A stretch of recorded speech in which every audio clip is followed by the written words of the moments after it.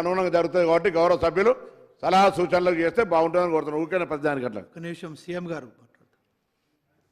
Speaker sir,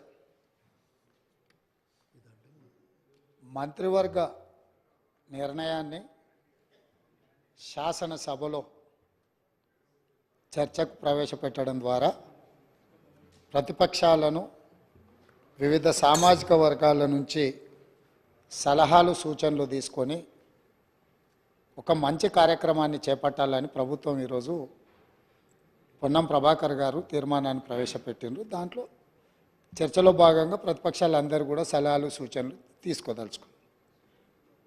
అయితే ఈ సందర్భంగా సలహాలు సూచనలు ఇచ్చేదానికంటే కూడా అనుమానాలను లేవనెత్తడం ద్వారా ఈ అంశాన్ని పక్కదోవ పట్టించి ప్రజలకు కొన్ని అనుమానాలను రేకెత్తించే విధంగా చర్చ ఆ దిశగా జరుగుతుంది అధ్యక్ష. ఈ సందర్భంగా నేను తమ ద్వారా ప్రతిపక్ష పార్టీలకు సభలో ప్రాతినిధ్యం లేని మిగతా వర్గాలకు సామాజిక వర్గాలకు కూడా తమ ద్వారా నేను ఏం చెప్పదలుచుకున్నా అంటే, బడుగు బలైన అల్పసంఖ్యాక వర్గాల అభ్యున్నతికి నిరంతరం పాటుపడ్డ చరిత్ర కాంగ్రెస్ పార్టీది. అందులో భాగంగానే కాంగ్రెస్ నేతృత్వంలో ఉన్న యూపీఏ 1 సందర్భంగా మైనారిటీల యొక్క అభ్యున్నతి కోసం వాళ్ళ ఆర్థిక స్థితిగతులను అంచనా వేసి వాళ్ళ మేలు కోసం వాళ్ళ అభివృద్ధి కోసం చర్యలు చేపట్టాలని ఆనాడు జస్టిస్ రాజేందర్ సచార్కం నేతృత్వంలో దేశంలోని ముస్లిం మైనారిటీ స్థితిగతుల అధ్యయనానికి ఉన్నత స్థాయి కమిటీ వేయడం జరిగింది అధ్యక్ష. ఆ రోజు ఆ కమిటీ చేసిన సమగ్ర అధ్యయనం చేసిన సిఫార్సులను ఆధారంగా ముస్లిం మైనారిటీ అభ్యున్నతికి కన్వీనియర్గా రీతిలో ఆ రోజు ప్రభుత్వం చర్యలు చేపట్టింది. అది చరిత్రలో కాంగ్రెస్ పార్టీ తీసుకున్న నిర్ణయాలు కూడా మన కళ్ళ ముందు ఉన్నాయి. ఇలాంటి అనుభవాలన్నిటిని క్రోడీకరించి మన రాష్ట్రంలో ప్రధానంగా అన్ని వర్గాలకు సంబంధించిన సమాచారాన్ని సేకరిస్తూనే వెనుకబడిన తరగతుల వారి యొక్క అభ్యున్నతి కోసం వారికి అవసరమైన ఆర్థిక సహాయాన్ని, అదేవిధంగా రాజకీయంగా కానీ విద్యాపరంగా కానీ ఉద్యోగపరంగా కానీ అన్ని రకాలుగా ఆ వర్గాలకు ప్రభుత్వం అండగా నిలబడాలన్న ఆలోచనతోని మా నాయకుడు పార్లమెంట్ సభ్యుడు రాజీవ్ గాంధీ గారు వారసుడుగా రాహుల్ గాంధీ గారు ఏదైతే మాట ఇచ్చిండ్రో ఆ మాటను నిలబెట్టడానికి ఈరోజు ఈ ప్రభుత్వం పూర్తి స్థాయిలో ప్రయత్నం చేస్తుంది. అందుకే ఈరోజు ఏ విధంగా అయితే సచార్ కమిటీ ద్వారా మైనారిటీ వర్గాలకు మేలు జరగడానికి నిర్ణయాలు తీసుకున్నామో ఈరోజు కూడా ఈ సభలో శాస్త్రీయ పరంగా ఒక అంచనా సమగ్ర ప్రణాళికలు విధానాలను రూపొందిస్తాం. ఇందులో మరి ఎందుకు మా సభ్యులకు లేకపోతే సీనియర్ శాసనసభ్యులు మంత్రిగా వారికి సుదీర్ఘమైన అనుభవం ఉంది కడియం శ్రీహరి గారు, వారి అనుభవాన్ని ఉపయోగించి ప్రభుత్వానికి ఏమైనా సూచన చేసినా ఆ సూచనలు తీసుకొని భవిష్యత్ కార్యాచరణ నిర్ధారించుకోవడానికి ప్రభుత్వానికి ఎలాంటి భేషజాలు లేవు అధ్యక్ష. చాలా విస్పష్టంగా ఈ రాష్ట్రంలో ఉన్న జనాభా మొత్తం మీరు సమగ్ర కుటుంబ సర్వే చేసినామని గొప్పగా చెప్తున్నారు. ఇంతవరకు ఎప్పుడైనా ఆనాటి ప్రభుత్వం సమగ్ర కుటుంబ సర్వే చేసి ఈ సభలో వాటి వివరాలను ఎప్పుడైనా చెప్పినరా అధ్యక్ష? సమాజంలో ఉన్న ప్రజాప్రతినిధులకు కానీ ప్రజలకు కానీ ఆ సమగ్ర కుటుంబ సర్వే ఎప్పుడైనా అందుబాటులో పెట్టినరా అధ్యక్ష? దాదాపుగా 10 సంవత్సరాలు అవుతుంది. అదొక రహస్య నివేదికగా మీరు మాత్రమే సమగ్ర కుటుంబ సర్వే చేసి ఒకే ఒక్క కుటుంబము ఆ వివరాలన్నీ దాచిపెట్టుకొని వాళ్ళకు అవసరమైనప్పుడు వాళ్ళు చూసుకొని ఎన్నికలప్పుడు దాన్ని ఉపయోగించుకొని మిగతా సమయంలో ఎవరికి అందుబాటులో లేకుండా చేసింది. మాకు అట్లాంటి ఉద్దేశం లేదు అధ్యక్ష.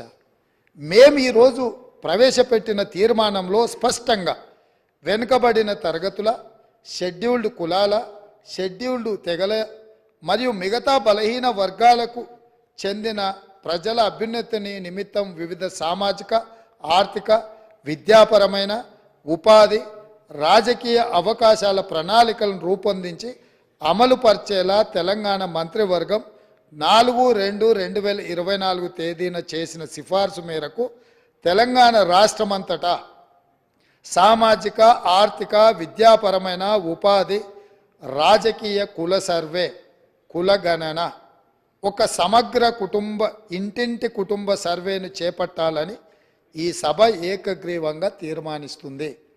ఇందులో ఎలాంటి అనుమానాలకు శశబిషలకు తావు లేకుండా ఈ ప్రభుత్వం ఒక తీర్మానాన్ని ప్రవేశపెట్టింది. ఈ తీర్మానాన్ని మీరు అర్థం చేసుకొని మీకున్న అవగాహన మేరకు మీకున్న అనుభవం మేరకు మీరు ఇంకేమైనా ఇది అమలు చేసే క్రమంలో ఏదైనా న్యాయపరమైన చట్టపరమైన చిక్కులు వచ్చే అవకాశం ఉందని మీకు ఏదైనా అనుమానం ఉంటే మీ అనుమానాలతో పాటు దీన్ని అమలు చేయడానికి సూచనలు ఇవ్వండి. మీరు అన్ని అనుమానాలను లేవనెత్తి అసలు ఈ తీర్మానానికే ఒక చట్టబద్ధత లేదన్నట్టుగా చర్చ జరగడము ఇది మనందరికీ మంచిది కాదు. కాబట్టి సో మీ మనసుల్లో ఏదైనా అనుమానం ఉంటే అనుమానాన్ని చెప్పండి, దానికి మీ వైపు నుంచి ఇచ్చే సూచన కూడా చెప్పండి. మేము ఇక్కడ ఇది రహస్యంగా మేమేదో కూర్చొని మేమేదో పదురుకొని కూడుకొని ఏదో తీర్మానాన్ని పెట్టి చర్చ లేకుండా పాస్ అని ముందుకు వెళ్ళదలుచుకోలేదు అధ్యక్ష. ఇది అత్యంత కీలకమైంది. తెలంగాణ సమాజంలో సుప్రీంకోర్టు వరకు కూడా జరిగిన చర్చలు ఏముంది, మీరు బలహీన వర్గాలకు మీరు అండగా నిలబడాలంటే మీ లెక్కలేంటివో మీకు తెలవాలి అన్నారు. ఈ బలహీన వర్గాల లెక్కలు తెచ్చి వాళ్లకు నిధుల విషయంలో నియామకాల విషయంలో సహేతుకమైన వాళ్ళ వాటాను వాళ్ళకి ఇవ్వాలని ఆనాటి కేంద్ర ప్రభుత్వం 2011లో ప్రయత్నం చేసింది. ఆ ప్రయత్నాన్ని తదనంతరం వచ్చిన కేంద్ర ప్రభుత్వము ఆ విషయాలను అన్నిటిని కూడా తొక్కిపెట్టి ముందుకు తీసుకురాలి. 1931 తర్వాత మళ్ళీ మా ప్రభుత్వమే యూపీఏ ప్రభుత్వమే శ్రీమతి సోనియా గాంధీ గారు చైర్పర్సన్గా ఉన్న యూపీఏ 2లో 2011లో ఆనాడు ఈ పూర్తి వివరాలను కేంద్ర ప్రభుత్వమే చేపట్టింది అధ్యక్ష. ఆ నివేదికలను బయట పెట్టకుండా తర్వాత వచ్చిన నరేంద్ర మోడీ గారి ప్రభుత్వం అడ్డుకున్నది. 10 సంవత్సరాలు ఆ ప్రభుత్వం అడ్డుకున్నది. 10 సంవత్సరాలు గత ప్రభుత్వం సమగ్ర కుటుంబ సర్వే చేసి వివరాలు బయట పెట్టకుండా ఈరోజు ఆ వివరాలను కూడా దాచిపెట్టారు. అందుకే ఈరోజు మేము స్పష్టంగా, ఎందుకంటే 1% ఉన్నోళ్లకు డెఫినెట్గా బాధ ఉంటుంది. ఎందుకంటే మేము 1% రాష్ట్రాన్ని అంతా మా చేతులనే గుప్పిట్లో పెట్టుకున్నాం. ఈరోజు లెక్కలన్నీ బయటకు వస్తే 50% ఉన్నోళ్ళకి ఎక్కడ మనం రాజ్యాధికారంలో భాగం ఇవ్వాల్సి వస్తుందన్న ఆలోచనతోటి కొంతమందికి బాధ ఉండొచ్చు అధ్యక్ష. నేను ఆ వివరాల జోలికి వెళ్ళదలుచుకోలేదు. ఇప్పటికైనా ప్రధాన ప్రతిపక్ష నాయకుడు వారు వచ్చి, ఒకవేళ వారు రాకపోయినా వారిని ఎవరినైతే చేయాలనుకున్నారో వారు మాట్లాడకుండా పక్క నుంచి నకలు చిట్టీలు అందించి పెద్దలు కడియం శ్రీహరి గారిని కూడా తప్పుదో పట్టించే ప్రయత్నం చేస్తారు. ఎందుకంటే పాపం వారి కడియం శ్రీహరి గారి చిత్తశుద్ధి పట్ల మాకు ఎలాంటి అనుమానం లేదు. నేను పదే చెప్పినా ఇప్పుడు కూడా ఆన్ రికార్డులో చెప్తున్నా. కాకపోతే సావాస దోషం అంటారు కదా, కొంతమంది పక్కలో కూర్చొని వారిని కూడా తప్పుదోవలో నడిపించే ప్రయత్నం చేస్తుండ్రు. దీనికి సంబంధించి అధ్యక్ష పార్లమెంట్ మార్చాల్సిందే, సీటు కాదు బయటికి పంపాల్సిందే. సీటు మారిస్తే కూడా గాలి జోకితే మళ్ళీ ప్రమాదం ఉంటుంది. నేను స్పష్టంగా నేనే క్వశ్చన్ వేసిన అధ్యక్ష. 21/12/2021లోనే పార్లమెంట్లో నేను ప్రశ్న వేసిన, ఆ ప్రశ్నకు సంబంధించిన రిప్లై కూడా ఉంది.